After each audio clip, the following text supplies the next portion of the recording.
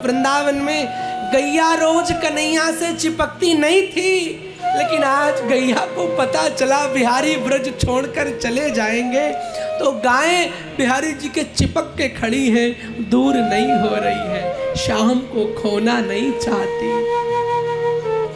रोज यमुना का पानी मंद सुगंध गति से बहता था, आज मनो यमुना भी रुक कर के निहार रही है। क्यों? कृष्ण चले जाएंगे, कल कृष्ण चले जाएंगे। अक्रूर जी पत्र लेके आए, नंद बाबा को दिया। कंस ने बुलाया है देवकी का वास, और नंद बाबा जानते थे कि ये देवकी का पुत्र है। अब देवकी ने अपने बेटे को बुलाया है।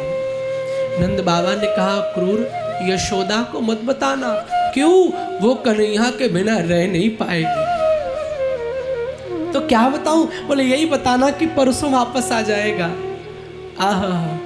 यशोदा के पास गए अक्रूर जी, माँ यशोदा कल कन्हैया जाएगो और परसों वापस आ जाएगो।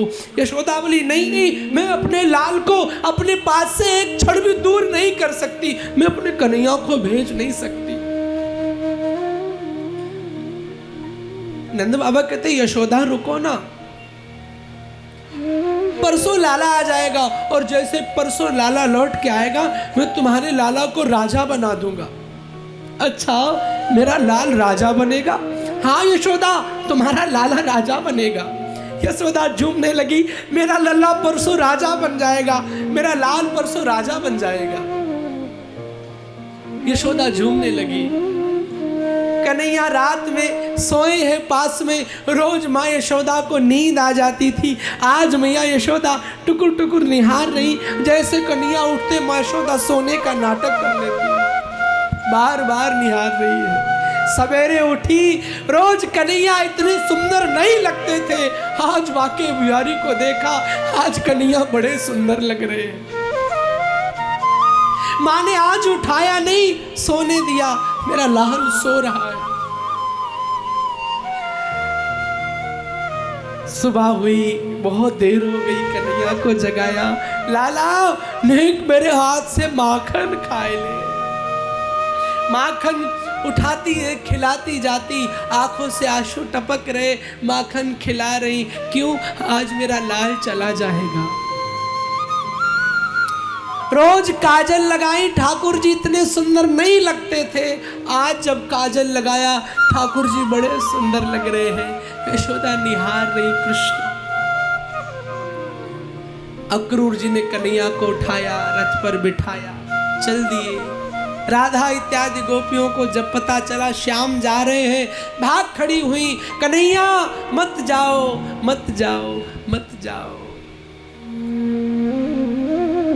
आपके बिना हम रह नहीं पाएंगी। रथ के आगे खड़ी हो गई। कृष्ण उतरे, राधा हम परसों आ जाएंगे। कन्हैया भी रोने लगे। अक्रूर जी को संदेह हो गया, कैसा ब्रह्म है, रो रहा है। राधा जी हट गई, रथ आगे बढ़ा। तो अब अक्रूर ने यमुना में स्नान करना चाहा। जैसे यमुना में स्नान करने गए तो अंदर क्या देखा, जैसे डुबकी लगाई रथ शेष नाग बन गया और कन्हैया नारायण बन गए। समझ गए ये साधारण नहीं है, ये भगवान है। मथुरा पहुंच गए। भगवान कन्हैया मथुरा नगरी भ्रमण करने पहुंचे। रास्ते में जब जा रहे थे भ्रमण करते तो रजत नाम का धोबी आया। उसने कहा, अरे ये वही कृष्ण है जिन्होंने पूतना को मारा। तो लड़ने लगा। भगवान ने एक तमाचा मारा, रजत धोबी गोविंदाय नमो नमः। अब भगवान कन्हैया ने कपड़े उठाए, सब ग्वाल वालों ने लंबे लंबे कपड़े पहन लिए। अब एक एक बाह इतनी लंबी लंबी, राजाओं के कपड़े थे। आगे जा रहे थे तो पूरी इतने बड़े कपड़े की मथुरा साफ हो रही थी। आगे बढ़े तो एक दर्जी था, सुदामा नाम का दर्जी आगे मिला। उसने ठाकुर जी के कपड़े देखे, सो बुलाया और सिल करके फिटिंग के कपड़े बना दिए। माली ने टीका लगा दिया। तब तक सामने से देखा एक 8 जगह से टेढ़ी कुब्जा ठुमक ठुमक कर चंदन लेकर के चली आ रही है। बिहारी जी निहारने लग गए। कुरूप कुब्जा। बलदाऊ ने कहा, भैया तैने यहाँ में कौन सी चीज देख ली जो निहार रहे हो? ना सुंदरता के नाम पे ये कुरूप, बोली वाणी के नाम पे ये कर्कश, क्या देख रहे हो? भगवान बोले हम इसकी पहचान कर रहे हैं। समझ पाए ये कौन है? बोले कौन? ये पिछले जन्म की शूर्पणखा है जो इस जन्म में कुब्जा बन के आई है। कह रही पहले तो हम कुरूप बन के, सुंदर बन के आए थे, तब आपने कुरूप बना दिया, अब कुरूप बन के आई हैं, सुंदर बना के देखो।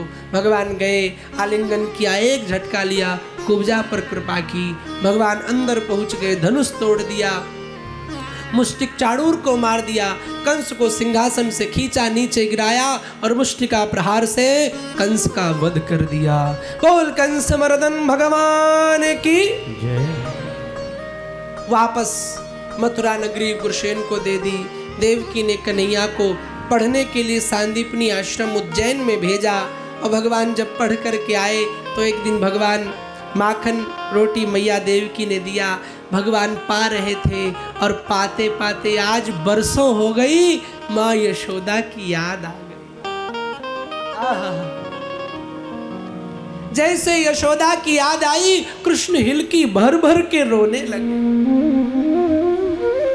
देवकी ने थाल को अलग रखा, भागती हुई गई, उद्धव जरा देखना कन्हैया रो रहे हैं, क्या हुआ श्याम को? उद्धव भागते भागते आए, मित्र क्या हुआ? अब कन्हैया कहते उद्धव मोही ब्रज बिसरत ना,